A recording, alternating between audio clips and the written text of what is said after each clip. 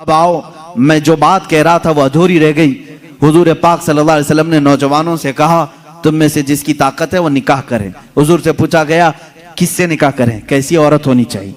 निकाह से पहले के मामलात, औरत को तलाश करना ये अहम मसला है। जरूर इस चीज में अपना वक्त लगाएं।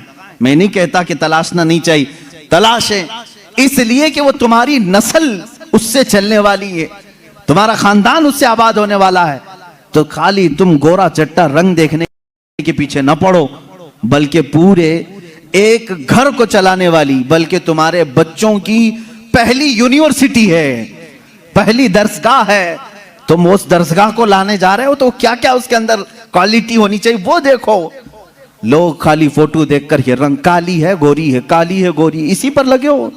हुजूर पाक सल्लल्लाहु तआला अलैहि वसल्लम ने फरमाया, दुनिया में जो भी निकाह करता है उसके 4 मकसद में से एक होता है, या तो औरत का हुस्न और जमाल देख के निकाह करता है, या औरत के पैसे देख करके करता है, बहुत मालदार है, बड़े बाप की बेटी है, सुनो ऐसे दामाद हो।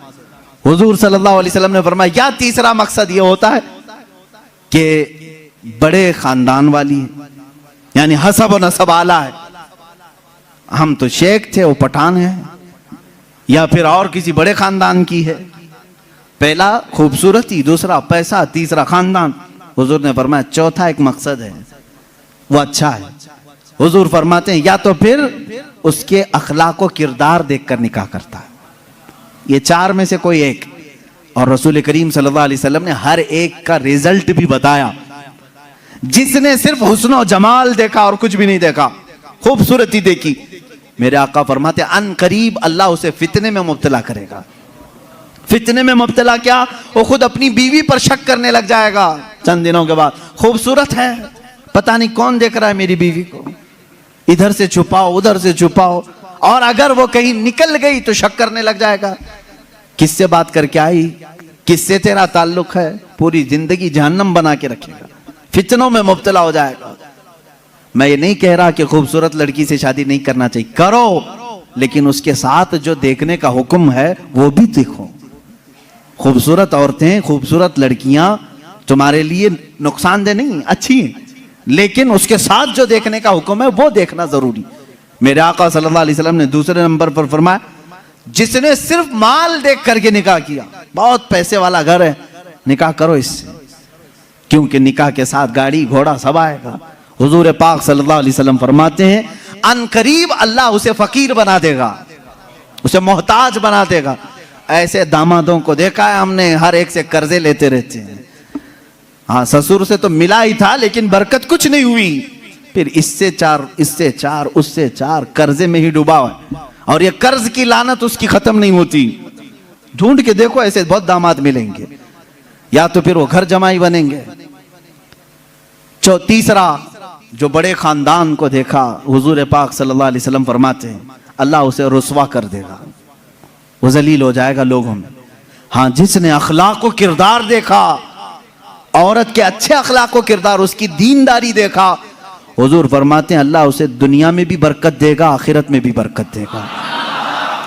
अब इसके साथ प्लस क्या है, नंबर 1 तुमने दीन देखा, अखलाक व किरदार देखा, उसके साथ हुस्न जमाल भी मिल गया तो बोनस है तुम्हारे लिए, साथ में मालदार भी मिली तो भी प्लस पॉइंट है, बड़े खानदान वाली भी मिली तो और अच्छा है, सोने पे सुहागा है। हाँ, लेकिन नंबर 1 सबसे पहली चीज उसकी दीनदारी। तुम्हारे घर की औरतों को जब भेजो किसी लड़की को देखने के लिए, सिखा करके भेजो, जाते ही ये ना पूछें क्या क्या पकाना आता है, क्या क्या सिलना आता है, एम्ब्रॉयडरी आती है कि नहीं आती है, ये नहीं, सबसे पहला सवाल करो कि कुरान कितना पढ़ा है, कुरान पाक तजवीद के साथ जानती है नहीं, पहला सवाल करो अपनी बहुओं से।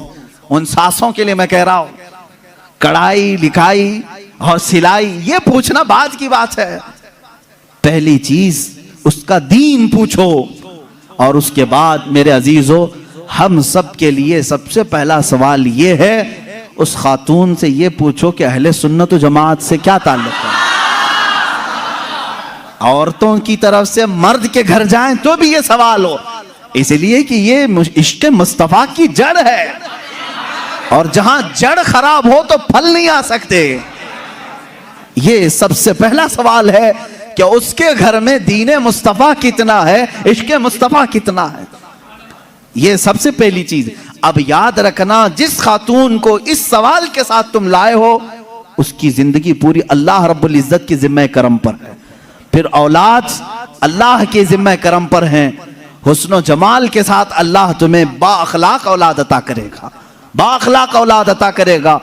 लेकिन ये तरीका शादियों का इस तरह से रखो, अगर लोगों को ये मालूम हो जाए ना, आज तुमने रिवाज बना लिया, लड़कियों को देखने आने से पहले सबसे पहले लड़के की अम्मा यही सवाल कर रही है, लड़के की बहन यही सवाल कर रही है, कुरान कितना पढ़ा है, तजवीद कितना पढ़ा है।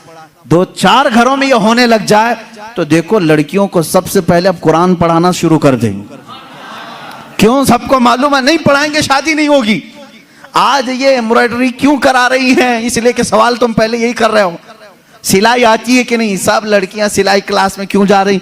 देखने वाले आकर के यही पूछ रहे हैं सिलाई कितनी आती, पकाई कितनी आती। इंडोनेशिया का माहौल मैंने देखा, इंडोनेशिया के हमारे बहुत सारे दोस्त हैं, सबसे ज्यादा मेरे ख्याल से हज पे आने वाले इंडोनेशिया के लोग। क्यों जानते हैं? वहां जो भी लड़की देखने के लिए जाते हैं या लड़के को लड़की वाले देखने आते हैं, पहला सवाल करते हैं हज किया है कि नहीं। हज किया है तो बाप अपनी बेटी देता है, हाजी को दे रहा हूं। और इसी तरह लड़का भी फख्र करता है, मेरे तकरीबन 100 से ज्यादा इंडोनेशी दोस्तों, सबकी औरतें हज्जन है और वो खुद हाजी हैं। कहते हैं हमारे यहाँ शादी से पहले हज करा देते हैं, इसलिए कि इसी बेस पर शादी होती। ये कितने अच्छी चीज है कि दीन का सवाल हो रहा है, दीन पूछा जा रहा है। हाँ, ये तो तुमने लड़कियों से जाकर के घरों में पूछा, कढ़ाई आती है, सिलाई आती है, पकाई आती है। और यही सवाल लड़की के घर वाले जब लड़के पर के पास आते हैं, क्या करते हैं? कौन सी ऑफिस में काम कर रहा है, परमानेंट जॉब है कि प्राइवेट जॉब है, कैसी जॉब है, ये सब सवालात तो है ही। लेकिन धीमे धीमे प्रॉपर्टी भी पूछते हैं, कहां कहां है, कितनी जायदाद है। खुद डायरेक्ट ना पूछे तो किसी से पूछवा लें, बाप की कितनी जायदाद है। ये सवालात हैं। इन बेसिस पर, इन बुनियादों पर जब शादियां होंगी तो खुरापात नहीं तो और क्या होगा। इस्लाम की जो मुकद्दस शादियां थी वो किस बुनियाद पर होती थी जानते? एक वाकया मैं सुनाता हूं तुम्हें। शाह किरमान बड़े बुजुर्ग हैं, बड़े साहब कश बुजुर्ग किरमान के, उनके मुतालिक ये रिवायत है। वो मालदार भी थे, अपने वतन के सरदार भी थे। एक दिन मस्जिद में आए, देखा एक नौजवान है, सीधा साधा है, मस्जिद में बैठा है, एहतिकाफ में लगा है, नमाजों में। रात को देखा आपने आकर के कुरान पढ़ रहा है, उसको ऑब्जर्व करते रहे। तीसरे दिन आपने आकर उससे पूछा कि बेटा तुम कहां से आए हो, कहां है तुम्हारा घर? कहा बस ये झोपड़ी है। एक छप्पर डाल करके झोपड़ी रखा था। क्या मकसद है? कहा अल्लाह को राजी करना है, बस अल्लाह राजी हो जाए, मैं इसके लिए दिन रात मेहनत कर रहा हूं। शाह किरमान ने पूछा तेरे घर वाले शादी वगैरह? कहा नहीं, मुझे कौन शादी करके देगा, मैं फकीर आदमी हूं, मैंने सोचा भी नहीं। शाह किरमान की बड़ी हसीन और जमील बेटी थी, उनके निकाह के पैगामात शहजादों से आए थे, आपने दिया नहीं था बेटी को। शाह किरमान ने कहा मेरी बेटी है, क्या मैं तुझसे निकाह कर दूं? उसने कहा आप बड़ा रिस्क उठा रहे हो, मेरे पास क्या है, मैं दिन भर थोड़ी मेहनत करता हूं, थोड़ा खाने पीने का मिल जाए उसी पर मैं गुजारा करता हूं, बाकी मैं अल्लाह के लिए वक्त निकाल लेता हूं, इतना कमाता हूं जितना खाने के लिए हो जाता है बस। शाह किरमान ने कहा मैं राजी हूं। उसने कहा फिर सोच लें, आप मेरा घर देख लें। कहा मैं तुझे देख लिया बस काफी, घर कहां है तेरा वो नहीं। अपनी बेटी से जाकर के कहा एक हसीन शहजादा मैंने तेरे लिए ढूंढ लिया। बेटी भी ऐसी नहीं कि चंचल हो, हुस्न की परी हो तो नाटक और नखरे आ जाए ना, शाह किरमान की बेटी थी। कहा बाबा जान आपने जो फैसला किया वो बिल्कुल सही होगा। कहां घर है? कहा झोपड़ी में है एक, बस जो फड़ लगा करके दरख्तों के एक झोपड़ी बनाया हुआ। ये शाह किरमान की बेटी वक्त के फरमा रवा वहां के सरदार और हाकिम की बेटी तैयार है। आपने जरूर उस नौजवान में कोई तकवा देखा होगा। कहा मगरिब में आए, मस्जिद में निकाह हो गया, मस्जिद में निकाह हो गया और दूल्हे से कहा आजा अपने घर, हमारे घर खाना खा ले और अपनी दुल्हन को लेकर अपने घर चला। निहायत सादगी से शादी हुई। दूल्हे की तरफ से कोई नहीं, मस्जिद के जो नमाजी थे वही आए, दुल्हन के घर पहुंचे। शाह किरमान की बेटी के यहां दावत हुई। रात को दुल्हन को लेकर ये आए झोपड़ी में। झोपड़ी में सिर्फ एक बिस्तरा लगा था, पर्दे का दरवाजा था, पर्दा गिराया और एक सुराही पानी की रखी हुई है, जिसमें मटका जिसको कहें आप, उस पर एक आधी रोटी रखी हुई है सूखी। खातून आई, सबसे पहले पूरी झोपड़ी को देखती रही और उसके बाद पूछी ये रोटी किस चीज की है। कहा आज कमाई के लिए नहीं गया, आज शादी थी तो आज आधी रोटी खाया हूं, कल के लिए इसको रखा हूं, आधी रोटी बचा कर कल के लिए रखा हूं। वो रोने लगी। खातून कहती मुझे लगता है मेरे बाप ने गलत फैसला किया, मैंने तेरी बड़ी तारीफ सुनी थी। वो नौजवान कहता है मुझे मालूम था बड़े घर की औरतें हमारे साथ कैसे रह सकती हैं, तुम बड़े बाप की बेटी हो। वो शहजादी कहने लगी ना, बड़े बाप की बेटी बड़े घर की तमन्ना नहीं कर रही है, मुझे मेरे बाप ने कनाअत और तवक्कुल सिखाया है अल्लाह की जात पर। मुझे इस बात का एहसास हो रहा है कि मेरा निकाह मेरे बाप ने उस शोहर के साथ किया जो आज खा करके कल के लिए बचा रहा है। क्या तेरा इतना यकीन नहीं जो आज आधी रोटी दे सकता है वो कल भी तेरा रिस्क देगा? तवक्कुल तेरा क्यों नहीं अल्लाह की जात पर कि आज जो तुझे खिलाया वो कल भी खिलाएगा? तूने बचा करके इस तरह रखा तो मुझे एहसास हुआ।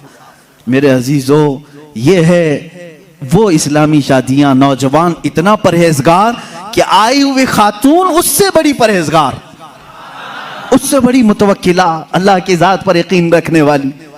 यहां सारी चीजें मैंने इसलिए सुनाए नौजवानों, जिंदगी सिर्फ हंसी खुशी खेल कूद पिकनिक सैर सपाटे के नाम नहीं, एक दूसरे की जिंदगियों में उतर जाने का नाम है। एक बहुत ही एतमाद के रिश्ते का नाम है। दोनों के दरमियान इतना एतमाद हो, इतना भरोसा हो। अब शोहर और बीवी का भरोसा, एक और भी बात मैं बताऊं, बीवियां भी सुन रही होंगी, औरतें भी। जो औरत अपने मर्द से मोहब्बत करती है और जो मर्द अपनी औरत से मोहब्बत करता, सिर्फ मोहब्बत करने वालों के लिए पैगाम है, क्या तुम ये चाहते हो कि तुम्हारी बीवी हमेशा तुम्हारे साथ रहे? यहां हो सकता है आप डर करके बोले या खुशी से बोले, कुछ भी बोलो आप, लेकिन जो मोहब्बत करने वाला वो कहेगा हाँ मुझे तो रहना है। बाकी जिसके लिए आफत है वो तो कुछ भी बोलेगा। औरतें जो मोहब्बत करने वाली, मैं ये कहूंगा, क्या तुम चाहती हो कि तुम्हारा शौहर भी हमेशा तुमसे मोहब्बत करे और तुम हमेशा उसके साथ रहना चाहती हो? तो मेरे अजीजों, बुजुर्गों ने लिखा है, वो कितने बेवकूफ हैं वो लोग जो आपस में एक दूसरे से मोहब्बत करते हैं। दुनिया में हर औरत चाहती है कि मेरा शौहर छोड़ के कहीं ना जाए। मर्द ये चाहता है कि मेरी औरत मेरे अलावा किसी और को न देखे। उन दोनों के लिए चाहिए कि कल क़यामत के दिन जब फैसला हो जाए, मेरे आका सल्लल्लाहु अलैहि वसल्लम ने फरमाया, अगर दोनों की नेकियां आ गई, पास हो गए, तो जन्नत में भी अल्लाह ताला उन्हें साथ रखेगा। और अगर उसमें से एक बेनमाजी था तो मर्द दोजख में जा रहा होगा, औरत जन्नत में जा रही होगी। औरत बेनमाजी थी, मर्द नमाजी था, मर्द जन्नत में जा रहा होगा, औरत दोजख में जा रही होगी। मैं ये समझता हूं मोहब्बत करने का एक तकाजा ये होनी चाहिए कि जब दुनिया में हम एक दूसरे को छोड़कर रहना पसंद नहीं करते तो एक दूसरे को नेकियों की इतनी तलकीन करो कि कल क़यामत के दिन भी नाम पुकारा जाए तो हमारा दोनों का नाम जन्नत में जाने वालों में हो। मैं भी उसके साथ हूं, वो मेरे साथ हो, ये मोहब्बत है। औरत को चाहिए कि अपने मर्द को नमाजों की तलकीन करे, मर्द को चाहिए कि अपनी औरत को नमाजों की तलकीन करे। ये है इस्लामी जिंदगी जिसमें आप खुशियों की और बहुत सारी मुसर्रतों की बहारें देखेंगे। अल्लाह के नबी सल्लल्लाहु तआला अलैहि वसल्लम की आइली जिंदगी और आपकी अज़दवाजी जिंदगी पर मुझे आज गुफ्तगू करनी थी। जो कुछ भी मैंने कहा है मेरे अजीजों, ये नमूने अमल है हमारे लिए। अल्लाह रब्बुल इज़्ज़त हमारे सबके बच्चों के मुस्तकबिल नेक फरमाए। हर आने वाली दुल्हन को मौला ताला आने वाले ये घर वालों के लिए बरकतों और रहमतों का जरिया बनाए और दोनों के घरों में इत्तेहाद और इत्तेफाक मोहब्बतें नसीब फरमाए। ना चाकी ना इत्तेफाकी तलाक जैसी बहुत सारी नहुसतों से अल्लाह हमारे घरों की हिफाजत फरमाए। अल्लाह रब्बुल इज़्ज़त हमारी इन महाफिल की बरकत से हर एक की जिंदगी खुशहाल फरमाए। जिनकी बीवियां बदकार हो चुकी हो मौला उन्हें सीधे रास्ते पर ला, जिनके शोहर बिगड़ चुके मौला उनको सिराते मुस्तकीम अता फरमाए, जिनके औलाद नाफरमान हो चुके हसनैन करीमैन के सदके मौला उन्हें सालेह बनाए, नेक रास्ते पर चलाए। व आखिरु दावाना अनिल हम्दुलिल्लाहि रब्बिल आलमीन।